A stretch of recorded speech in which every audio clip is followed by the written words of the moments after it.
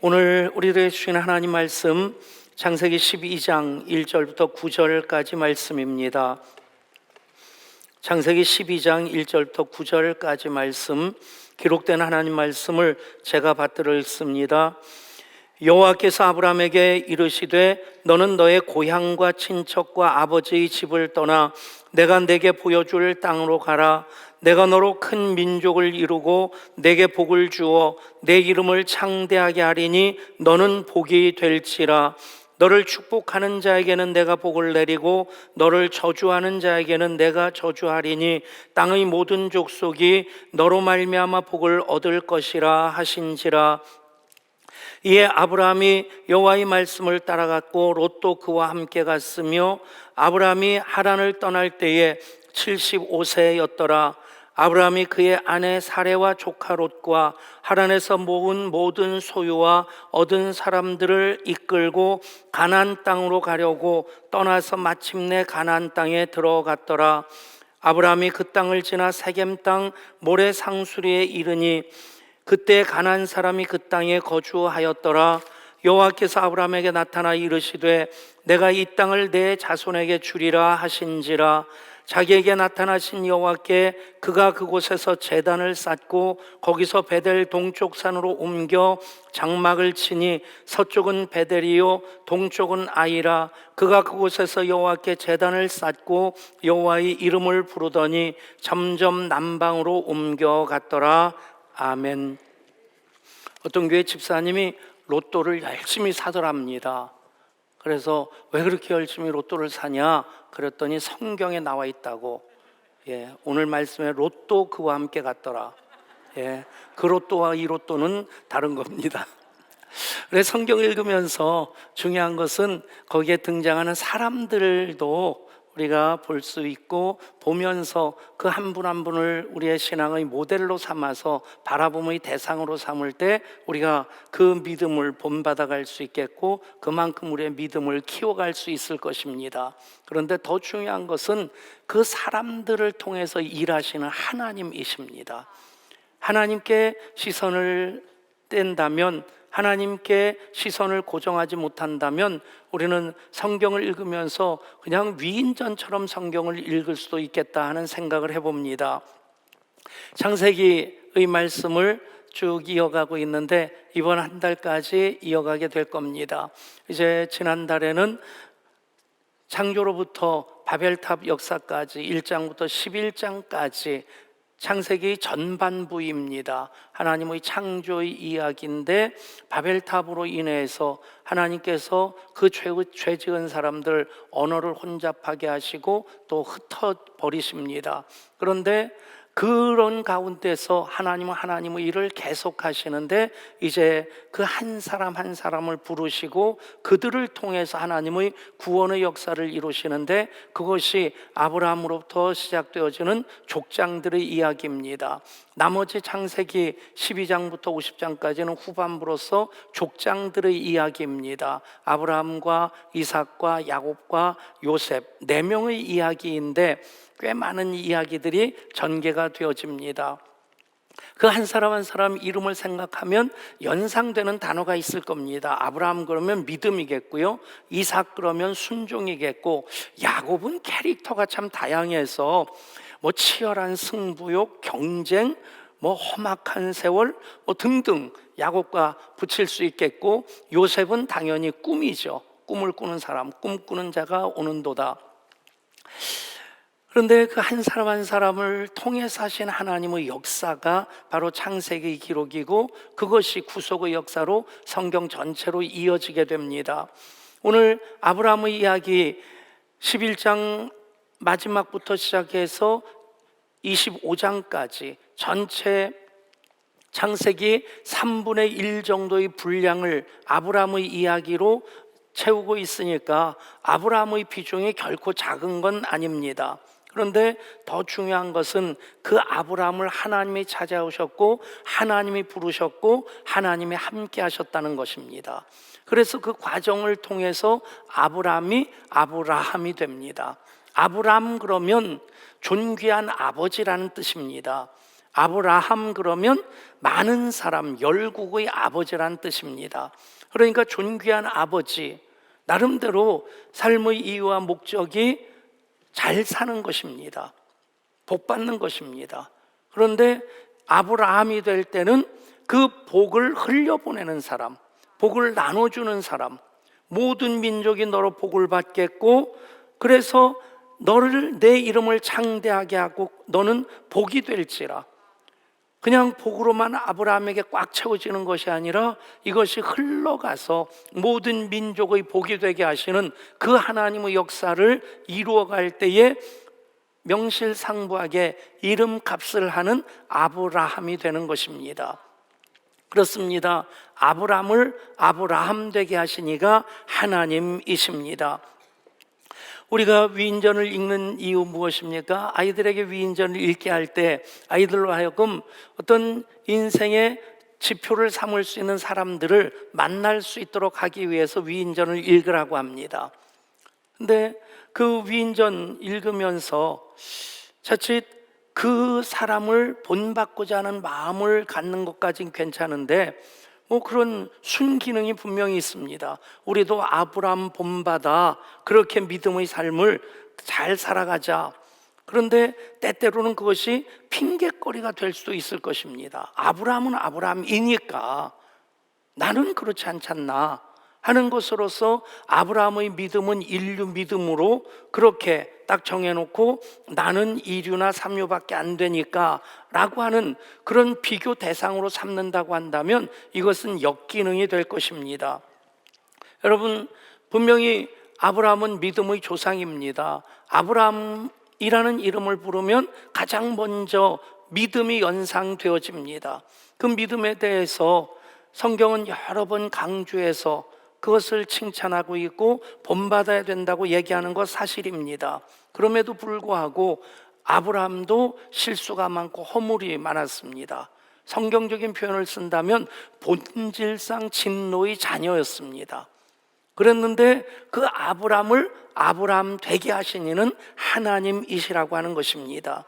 여러분, 성경을 보면서 지식으로 성경을 볼 수 있을 겁니다. 그런데 그것만 본다면 때때로 우리는 많이 실망할 겁니다. 아브라함 믿음의 본이 되는 흠도 티도 없는 사람이기를 바랬는데 얼마나 많은 허물이 있습니까? 그러니까 성경을 읽으면서 그런 사람들을 통해서 그렇게 부족하고 연약하고 실수 있고 허물이 있는 그런 사람들임에도 불구하고 하나님께서 여전히 사랑하시고 여전히 구원의 역사를 이루어가고 계신다. 그것을 우리가 계속해서 발견할 때에 우리 한 사람 한 사람 아브라함 같은 사람이었는데 이미 아브라함 되게 하신 하나님의 은혜에 대해서 감사할 수 있고, 우리는 그 아브라함을 아브라함 되게 하신 그런 하나님의 은혜를 우리가 붙잡을 때 아브라함이 아브라함 되기까지 아브라함이 잘한 것이 무엇인가, 그것 또한 본받는 계기가 될 줄 믿습니다. 2차 세계대전 당시에 독일군의 명장 중에 한 사람이 롬멜이라고 하는 이제 전차부대의 지휘관이었습니다. 그 사람을 사막의 여우라고 하면서 그렇게 전쟁의 영웅으로 축혀올린 그 사람들이 독일 사람들이 아니었다고 그래요. 연합군 지휘관들이 롬멜을 사막의 여우라고 명장이라고 축혀 세웠답니다. 이유가 뭐겠어요? 롬멜하고 싸워서 이길 승산이 없으니까 패배했을 때 변명거리를 미리 만들어 놓고자, 롬멜이니까 사막의 여우니까 그랑 싸워서 내가 어떻게 이길 수 있겠느냐, 핑계거리를 만들려고 자꾸 사막의 여우라고 명장이라고 뭐 신출귀몰하다고 등등의 수식어를 다 붙였다는 겁니다. 여러분, 그렇게 신앙생활하면 우리의 신앙이 발전이 없을 겁니다. 자식 공부 잘하기를 원치 않는 부모님이 어디 있겠습니까? 그래서 부모님들이 자식들에게 야, 옆집 걔를 봐라, 얼마나 공부 열심히 하냐, 이번에도 또 상 받았다며? 그러면 이 아이가 언제나 하는 말이 있습니다. 걔는 장학생이잖아요. 무슨 얘기입니까? 걔는 원래 공부 잘하게 생긴 녀석이고 나는 지금 이게 정상이라는 겁니다. 여러분, 그렇게 대답한 아이가 공부에 대해서 열심을 갖겠습니까? 공부하라고 얘기하는 부모님 얘기를 듣겠습니까? 이 모든 걸 잔소리로 듣고 핑계거리를 만들어 놓는 겁니다. 여러분, 우리가 분명히 아브라함이라고 하는 사람, 어떻게 아브라함이 되었는지도 봐야 되겠지만 그 일을 행하신 이가 바로 하나님이시라고 하는 것, 우리 신앙생활 하면서 그냥 핑계거리, 변명거리 찾으려고 하는 것이 아니라 한 가지라도 도전받고 그것을 붙잡는 계기로 삼아야 될 것이고, 그럼에도 불구하고 우리가 완전할 수 없습니다. 휘청거리기도 하고 자빠지기도 합니다. 그러나 그 모든 상황 가운데 개입하신 하나님, 아브라함을 부르시고 아브라함 되게 하신 하나님 역시 여전히 우리 가운데 임하신다. 그래서 우리가 또 한번 예배를 소중히 여긴다면 우리의 신앙은 그리스도의 장성한 분량이 충만한 데 이르도록 머리이신 그리스도까지 계속 자라가게 될 줄 믿습니다. 신앙은 변명이나 핑계거리를 찾는 것이 되어서는 안 됩니다. 하나님께 우리의 시선을 고정하고 하나님 행하신 일을 부족하지만 연약하지만 허물이 많지만 그 사람을 통해 어떻게 일하셨는지를 보게 될 때 우리는 계속해서 한 걸음 한 걸음 표대를 향해 부르심의 상을 얻기까지 달려가게 될 줄 믿습니다. 아브라함이 잘한 건 무엇이겠습니까? 두 가지인데, 첫 번째는 말씀을 따라갔다는 것입니다. 두 번째는 가는 곳마다 제단을 쌓고 여호와의 이름을 부르며 예배를 드렸다는 겁니다. 사실 우리가 지금 이렇게 살고 있습니다. 잘하고 계십니다. 오늘 말씀을 통해 여러분들에게 박수 쳐드리는 것이고, 그리고 또 여러분들도 한번 또 다짐하면서 하나님을 기대하면서 한 걸음 더 다가설 수 있는 그런 기회가 될 수 있기를 소원합니다. 하나님 아브라함을 부르시며 말씀하십니다. 너는 너의 고향과 친척과 아버지의 집을 떠나 내가 내게 보여줄 땅으로 가라. 내가 너로 큰 민족을 이루고 내게 복을 주어 내 이름을 창대하게 하리니 너는 복이 될지라. 너를 축복하는 자에게는 내가 복을 내리고 너를 저주하는 자에게는 내가 저주하리니 땅의 모든 족속들이 너로 말미암아 복을 얻을 것이라. 아멘. 얼마나 귀한 말씀입니까? 얼마나 복된 말씀입니까? 근데 여러분, 이 말씀을 하나님께서 아브라함이 75살 되었을 때 주신 말씀이십니다. 근데 또 하나 중요한 것은 이 시간 우리들에게 주시는 말씀입니다. 아멘. 아브라함에게 먼저 주셨지만 이 말씀을 기록했고 이 말씀을 선포하게 하시는 그 뜻은 이 시간 이곳과 가정을 예배 처소로 삼아 예배하는 모든 분들 한 분 한 분에게 주시는 하나님의 말씀인 것을 믿으시기를 바랍니다. 그런데 성경에 기록되지 않은 것까지 우리가 이렇게 추론해 볼 수 있는 부분들이 있는데, 예를 들면 아브라함 이야기가 11장 27절부터 나옵니다. 데라의 족보부터 기록되면서 데라는 아브라함과 나홀과 하란을 낳고 하란은 롯을 낳으니라. 그렇게 시작되면서 아브라함 이름이 거론되어지고 아브라함의 아내 사레도 나오고 임신하지 못했고 자식이 없었더라. 그 얘기가 이미 11장에 나옵니다. 그리고 거기에 데라가 그 아들 아브람과 하란의 아들인 그의 손자 롯과 그의 며느리 아브람의 아내 사레를 데리고 갈대아인의 우르를 떠나 가나안 땅으로 가고자 하더니 하란에 이르러 거기 거류하였으며, 그러니까 이미 갈대아 우르를 떠나서 하란까지 그 아버지 데라가 아브람과 사레와 그리고 조카 롯을 데리고 여기까지 왔다는 겁니다. 예를 들어서 이쪽으로 가다가 하나님께서 아브라함에게 말씀을 주셔서 이쪽으로 왔다. 그러면 하나님께서 여기서 처음 개입하셨다고 볼 수 있는데, 지금 데라가 가나안 땅으로 가는 그 과정 속에 하란까지 아브라함과 같이 왔다는 겁니다. 그러면 충분히 추론해 볼 수 있는 것이 이미 하나님께서 이 갈대아 우르에서 데라에게든 아브라함에게든 나타나 말씀하셨다는 겁니다. 그런데 하란에 와서 거기 머물게 됩니다. 거기서 데라가 205세까지 살다가 죽습니다. 재밌는 의미가 있는데, 하란이라는 그 뜻이 교차로라는 뜻이에요. 지금은 삼각지 로타리가 없어졌는데 이리 갈까 저리 갈까 차라리 돌아갈까, 삼각지 로타리에 가기만 하면 사람들이 방황을 합니다. 고민을 합니다. 차를 운전하다가 낯선 곳, 요즘은 뭐 내비게이션이 있어서 그 여자 말만 잘 들으면 돼요. 요즘 남자분들은 두 여자 말만 잘 들으면 됩니다. 아내 말 잘 듣고 내비게이션 여자 말. 요즘은 또 그것을 또 이게 설정을 해놓으면 도 경계를 넘어가면 경상도 사투리로 아따 징하게, 이건 이게 전라도인가요? 아무튼 이 경계만 넘으면 그 나라 그 동네 사투리가 나오는 내비게이션도 있다고 하던데, 어쨌든 뭐 내비게이션이 있으니까 망설일 필요가 없습니다만, 옛날에는 지도 보고 미리 다 이렇게 어디로 가야 될지, 어디서 교차로가 만나는지 다 공부해 놓고 가는데도 가다 보면 교차로를 만나면 일로 갈까 저리 갈까 직진할까 돌아갈까 순간적으로 망설이게 됩니다. 그러니까 이 하란이라는 뜻이 교차로라는 뜻이에요. 그리고 또 데라라는 이름의 뜻이 지연하다라는 뜻이 있어요.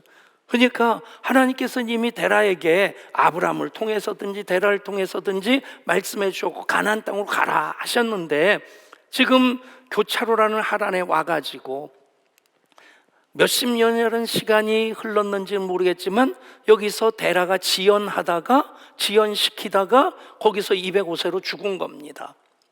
여러분, 그렇게 머뭇거릴 때도 있고 그렇게 방황할 때도 있는데, 그렇게 머물러 있을 수도 있는데 하나님은 포기하지 아니하시고 또 말씀하시는 하나님이십니다. 여러분, 분명히 이 부분은 우리가 추론해 볼 수 있는 부분인데, 이제 아브라함에게 하나님 분명히 하시는 말씀이 너의 고향과 친척과 또 아버지의 집을 떠나 내가 내게 지시할 땅으로 가라 말씀하시는 겁니다. 그런데 실제적으로 보십시오. 고향은 떠났습니다만 아버지 집을 떠나지 않았어요. 아버지와 함께 했습니다. 그리고 조카 롯과 함께 했어요. 친척도 안 떠났어요. 그렇게 보면 하나님께서 명령하신 것은 몇 가지가 있는데, 그 중에서 세부적으로 들여다보면 아브라함이 100% 순종한 건 아니란 얘기입니다. 제가 이 말씀을 왜 드리는지 아시겠어요? 여러분, 물론 100%를 목표로 하는 거 중요합니다. 물이 100도가 돼야지 끓지 99도가 돼도 뜨거운 물이지 계란은 익지만 끓는 물은 아닙니다. 그런 것을 우리가 목표로 하는 것, 그런 예배를 드리고자 하는 것 참 귀한 것인데, 우리는 땅에 발을 딛고 이 시간 속에 사는 사람들입니다. 그래서 우리가 100%라는 것은 목표로 삼지만 거기에 못 미칠 때가 참 많습니다. 여러분, 탓하지 마십시오. 자책하지 마십시오. 또 한 번 결단하고 말씀을 따라 움직이는 것이 중요합니다. 아멘. 핑계대려고 하면 천 가지 만 가지 핑계댈 것 있습니다. 변명하려고 하면 천 가지 만 가지 변명할 것 있습니다. 그런데 핑계대고 변명하다 보면 변하지 않습니다. 단 한마디의 말씀이라도 들었으면 순종하십시오. 아멘. 여러분, 한마디의 음성이라도 하나님의 음성을 들으면 인생이 바뀝니다. 삶이 바뀝니다. 여러분, 자책하지 마시고, 아브라함도 우리가 아브라함을 헤집어 본다면 손가락질할 거, 비난할 거 참 많습니다. 그런데 하나님께서는 그 한 가지를 소중히 여기시고 그 과정을 통해서 아브라함을 아브라함 되게 하십니다. 아브라함이 잘한 것, 그 첫 번째는 말씀을 따라갔다는 것입니다.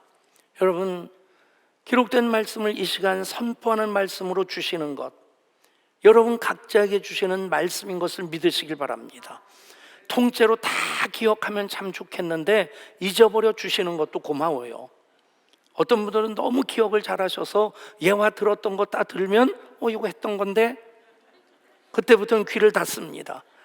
본문을 똑같은 거 읽기만 해도 이거 언제 한 건데, 여러분, 그게 중요한 것이 아니라 단 한마디 음성이라도 가슴을 울리는 게 있습니다. 들려지는 말씀이 있습니다. 걸어가는데 기억되는 말씀이 있습니다. 그것 붙잡고 말씀을 따라가십시오. 해리 리버만이라는 화가가 있습니다. 그가 미국의 샤갈이라고 하는 그런 별명을 가지고 있는데, 이분이 단돈 6달러를 가지고 젊었을 때 폴란드에서 미국으로 이민을 와가지고 막노동부터 뭐 안 한 것이 없이 그렇게 일하다가 나중에 제법 먹고 살만한 그런 그 회사도 경영을 하다가 77살에 은퇴를 했답니다. 지금 77살하고 그때 77살하고는 많이 다른 거예요. 이게 1900년대 얘기니까. 근데 77살에 은퇴를 하고 이제 동네에 있는 노인학교를 갔는데, 노인학교에서 그림을 가르쳐주는 그림 교사인 청년이 이 리버만에게 할아버지 그림 좀 배우세요. 뭐란 대답을 하겠어요? 내 나이가 어때서가 나오겠습니까? 이 연세에 무슨 그림이냐. 내가 붓 한번 잡아보지도 못했다. 먹고 사느라고 지금까지 그냥 정신없이 왔는데 이제 은퇴했으니까 좀 편하게 놀면서 체스나 두면서 그렇게 살련다. 근데 이 청년 교사가 몇 번 권유를 하는 겁니다. 할아버지 그래도 해보세요. 요즘 말 같으면 그림을 그리는 게 치매 예방에 굉장히 도움이 된답니다. 손을 움직이는 게. 그러니까 여러분들도 그림 그리고 싶으신 분이 있으면 한번 시작을 해보시고, 어쨌든 그래서 77살에 시작해가지고 80살이 돼서 화가로 데뷔를 한 거예요. 그리고 나서 101살이 되어서 20번째 개인전을 열었답니다. 20번째 개인전을 열었을 때 뒤늦게 평가를 받기 시작해서 미국의 샤갈이라고 하는 별명을 갖게 됐다는 거예요. 그래서 103살까지 그림을 그렸다는 거예요. 여러분, 중요한 건 뭡니까? 77살이라고 해도 내가 뭘 그러면서 주저앉는 것이 아니라 거기서 어떤 도전이 주어질 때 해볼까라고 하고 붓을 잡기 시작함으로써 미국의 샤갈이 탄생한 것입니다.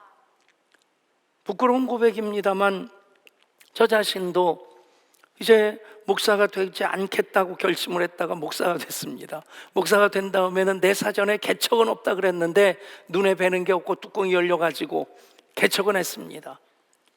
근데 사실 개척은 하고 났는데 굉장히 두려움이 있었어요. 어떤 두려움이냐? 아버님이 그냥 자식으로서 아버지를 존경하지 않는 사람이 어디 있겠어요. 근데 저희 아버님은 정말 개척하면서 날개를 꺾이셔가지고 목회의 비전을 마음껏 펼치지 못하신 분이셔요. 사실 치유의 은사도 굉장히 강하셨던 분이고 가르침도 탁월한 분이라서 고등학교 교사를 하시다가 뒤늦게 이렇게 신학을 하시고 또 그 전도사로 대전에서 사역을 하실 때 이미 대전시 연합회에서 강사로서 그 사역을 하실 만큼 그런 가르침의 은사도 탁월했던 분입니다. 그런데 개척을 하시면서 날개가 꺾여서 다시 펼치지 못하시는, 개척을 하고 나니까 그 생각이라는 거예요. 그게 두려움이었어요. 근데 그것을 또 저를 초라하게 만드는 게 뭐냐면, 그 이전까지 그래도 동두천에서 목회할 때 300명 출석하는 교회니까 노예 중견 교회입니다. 그래서 교육부 총무도 하고 뭐 그랬는데 교회 안에서 예배하면 행복한데, 그때는 수요 예배, 금요 기도에 제가 기타 치면서 또 뭐 지하 예배당 이 리모델링 그 베니아판 갖다 붙여놓고 그러면서 예배 드리면서도 얼마나 행복했는지. 그런데 밖에 나가면 초라해지는 거예요. 모르는 분들은 그렇게 넘어갈 수 있는데 잘 아는 동기 목사님들 있잖아요. 신대원 동기 목사님들 뻔히 알잖아요. 성질이 어떤지, 성적이 어떤지. 그런데 저보다 좋은 목회 환경에서 목회하는 그런 목사님들을 보면 은근히 불편한 거예요. 그 이전에도 이 창세기 12장의 말씀을 몇 번 읽었겠어요? 수도 없이 읽었겠죠. 근데 어느 날 그 말씀을 딱 읽는데 저에게 주시는 말씀을 확 와닿는 거예요. 그래, 하나님이 들어 사용하시는 분들인데 내가 인정하고 축복하면 그 복이 나에게 오겠지. 그래서 목회하는 분들을 축복하고 내가 배우고자 하고 할 때 그것이 오늘 예양교회를 만들었다 믿습니다. 여러분, 한마디의 말씀이라도 말씀을 따라가십시오. 사실 아브라함이 100% 순종한 것 아닙니다. 하나님께서는 못한 것 나무라시고 탓하시는 분이 아니시라 잘한 것 한 가지를 귀하게 여기셔서 복 주시는 분이십니다. 말씀을 따라가는 것 아브라함이 참 잘한 일입니다. 또한 아브라함이 여호와의 이름을 부르는, 가는 곳마다 아브라함의 이름을, 그 여호와의 이름을 부르면서 제단을 쌓고 예배를 드렸습니다. 여러분, 아브라함의 인간적인 면면을 보면 참 굴곡이 많은, 허물이 많은 사람입니다.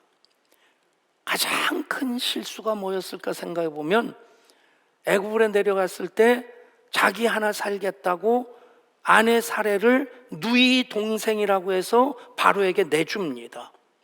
여러분, 이게 말이나 됩니까? 여러분, 여기 계신 모든 남정네들, 남편 되신 분들, 첫 번째 이런 일이 없도록 기도도 하셔야 되겠지만 이런 일이 만에 하나 있다고 한다면 어떻게 하시겠어요? 여보,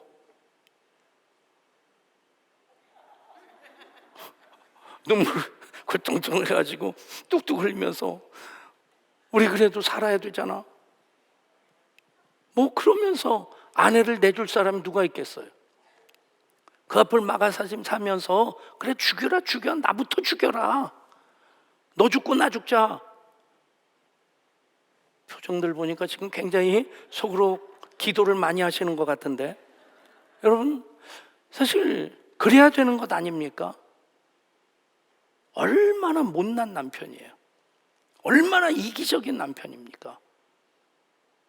그런 것들로부터 시작해서, 물론 선택은 롯이 했고 그래서 어쩔 수 없이 이제 남은 땅을 차지할 수밖에 없었지만, 하란의 그 갈대아우르에서 하란을 거쳐서 가나안 땅까지 왔던 동고동락을 했던 이 조카 롯과 떠나는 결별하는 그 아픔도 굉장히 컸을 겁니다. 그리고 사례의 권유이긴 하지만 하갈을 아내로 맞은 다음에 얼마나 두 강한 여자들 사이에서 아브라함이 이리 채이고 저리 채이고 눈치 보느라고 가자미 눈이 됐을 것 같아요.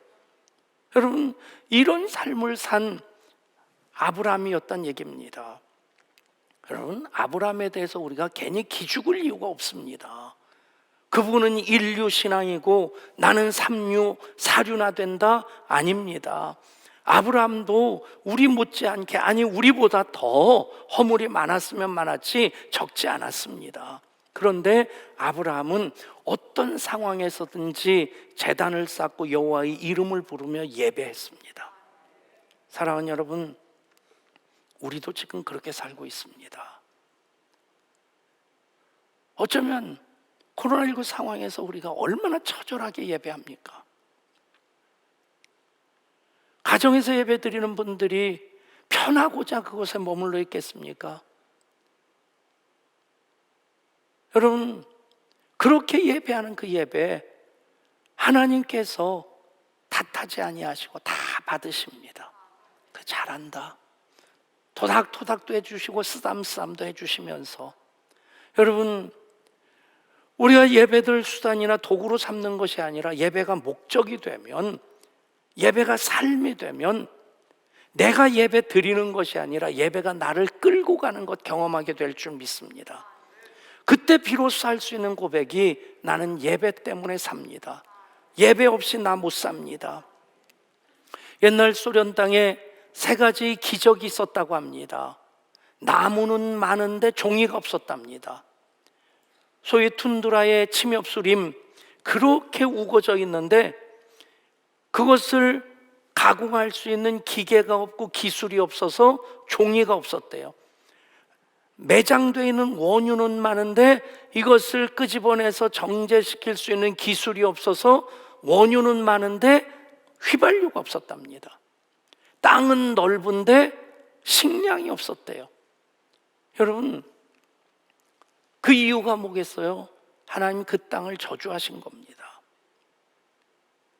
공산주의 혁명을 통해서 예배당들 다 닫아버리고 공산당 청사로 쓰고 그러면서 하나님이 그 땅을 떠나실 때 그 땅이 저주받으니까 나무는 많은데 종이가 없고 원유는 많은데 휘발유가 없고 땅은 넓은데 식량이 없는, 여러분, 우리나라 대통령 선거도 잘해야 되지만 정말 우리가 귀하게 여기는 것, 찬송가가 애국가가 됐고 애국가에 하나님이 보호하사 우리나라 만세.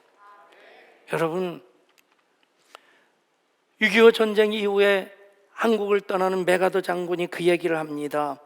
이 한 연설을 하면서 한국 국민 여러분, 여러분의 문제는 정치의 문제가 아닙니다. 여러분의 문제는 경제의 문제가 아닙니다. 여러분의 문제는 신학의 문제입니다. 하나님을 경외하고 예배의 삶을 산 메가더 장군이 이 민족에게 준 조언입니다. 여러분, 예배로 내가 살면, 예배로 우리 교회가 세워지고 한국 교회가 회복되어지면 하나님 이 나라 보호하사 우리나라 만세되게 하실 줄 믿습니다. 코로나19로 힘든 거 사실입니다. 자영업자만 힘들겠습니까? 회사를 경영하는 분들은 훨씬 더 힘든 겁니다. 자식을 키우는 부모도 힘들고요, 학교 가지 못하는 자녀들도 힘든 겁니다. 친구 목사님이 그러더라고요. 요즘 잘 지내시죠? 그 말 듣는데 표현은 못하는데 화가 나더래요. 예배를 예배답지 못하게 드릴 수가 없고 교회 프로그램 펼쳐낼 수 없는 그런 가운데 속이 시커멓게 타들어가는데 잘 지내시죠? 그러니까 화가 나더라는 거예요. 여러분, 요즘 잘 지내는 사람이 어디 있겠습니까? 진짜 힘든 겁니다. 그런데 우리가 말씀 따라가고, 그런데 우리가 예배를 드리면서 예배가 나를 이끌어가는 삶을 살면 하나님 반드시 아브라함을 아브라함 되게 하십니다. 그 아브라함을 하나님 부르셨습니다. 하나님이 인도하셨습니다. 그 아브라함이 예배함으로 말씀을 따라갈 때에 하나님께서 아브라함이 되게 하셨습니다. 따라하십시다. 나는 이미 아브라함입니다. 아멘. 기도하겠습니다. 하나님, 아브라함 믿음 본받는 것 중요한데 그것이 핑계가 되지 않게 하여 주옵소서. 아브라함도 허물이 많았습니다. 그럼에도 불구하고 부르신 하나님 뜻을 따라 말씀을 따라갔습니다.